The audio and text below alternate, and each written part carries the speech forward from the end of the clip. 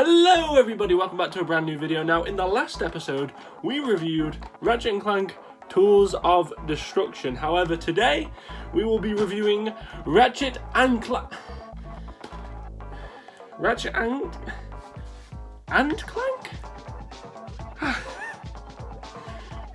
Well, that's a f***ing lie. However, regardless of how true that statement may or may not be, let's review some games. Right, stop. Before I go any further, if you have not played Ratchet and Clank Future Tools of Destruction, I highly recommend you go and play that game right now to the very end, as I'm literally about to spoil the end of that game right now. In 5, 4, 3, 2, and 1. Well, to be honest, the game kind of ruins the last game itself, so if you're somehow daft enough to pick them up in the wrong order, this is the previous game ruined for you. Do you know what though? It makes my job a hell of a lot easier. So, the story is basically about... Once upon a time, there was a fearless young lungbags who gained fame and fortune by ridding the galaxy of Emperor Percival Tachyon and Captain Romulus Slag. 'Twas a cheap shot, I tell ye. Somebody unplugged me controller. But just as peace was restored to Polaris, his first mate was kidnapped by creatures known only as the Zoni. Using a powerful computer called Iris, he finally located a clue. An old pirate captain who may possess the key to the Zoni dimension. A pirate named Darkwater.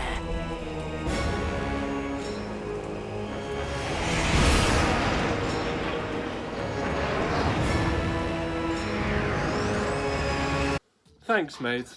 So yes, as I alluded to in the intro, it should have just been called Ratchet's Quest for Booty. I understand Ratchet and Clank sells better and screams, hey, this is another Ratchet and Clank game. But literally, Clank appears in the game for 8 total seconds. Once on the beach towards the stars, and once at the end. Clank appeared more in Ratchet Deadlocked, yet that one was only called Ratchet. By the way, I don't normally do this, but if you haven't played the game or know of this game's story, be warned because I'm going to spoil this whole game now. Honestly, you'd be best playing it yourself first. It won't even take that long. It'll only take you 2 hours. 2 hours? 2 f***ing hours? Are you kidding me? I know this is a mini adventure, but this is just taking it way too far. Right, from the very start, you get Ratchet's loadout, mainly consisting of weapons from the previous game. Which makes sense, because you're coming from the previous game. It's a direct continuation, so there's no reason for him not to have it.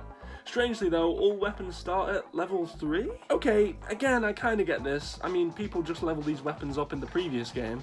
And it is annoying to do so again, especially as they are the exact same weapon, but this wouldn't be as bad if they didn't level up almost instantly. What is the point in giving only 2 levels if you finish them in minutes? All the weapons are recycled from the previous game, but like I said, you nicely get them all at the very start.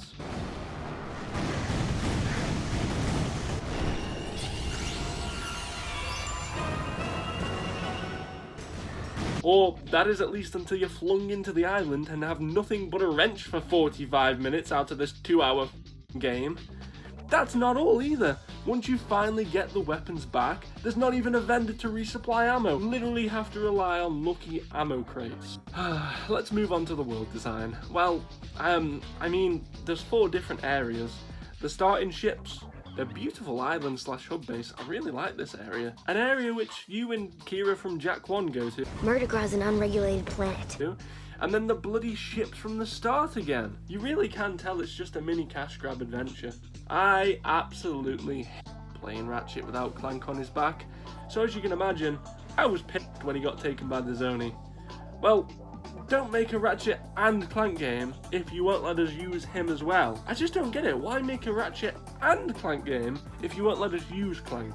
I understand about him being taken, but how about once you finish the game, you get to replay and maybe he can be on your back just as like an extra special bonus for like, thank you for completing the game.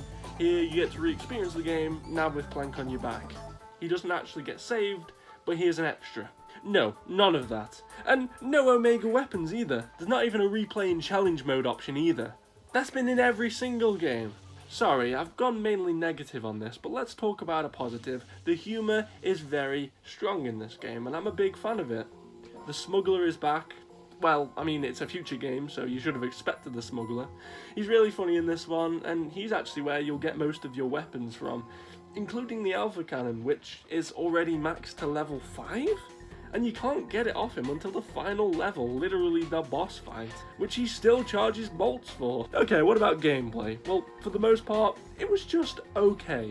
I felt very lackluster after finishing the game. It was only 2 hours, the weapons were almost made. The planets are beautiful, but there's not a lot you can do wrong with only 4 areas. Anyway guys, I'm sorry this is a short one. Believe me, the game's just as short. I just can't get over the fact that it's only 2 hours. Sometimes mini games in between games are normally 4, maybe 6, hell even 8. But this one's literally 2 hours. I uploaded the full game of my run through on my YouTube channel. Now, I know it's not a very long video, and I know that I didn't go into too much detail, but a Ratchet and Clank game should have Clank on. If you're not going to have Clank on it, why not call it Ratchet's Adventure Quest for Booty, or Ratchet's Quest for Booty? You know, you don't have to call it Ratchet and Clank. I mean, Gladiator wasn't called and Clank, so, you know, because you couldn't use Clank in that one, so it wasn't called and. Overall, I mean, it is fun to play. There's some challenges with the Omni Wrench, and then there's some really beautiful scenery, but overall, it's just meh. So, due to how meh the game is, it doesn't really have a payoff at all, other than the ending, which is literally just to reveal that Nefarious is back.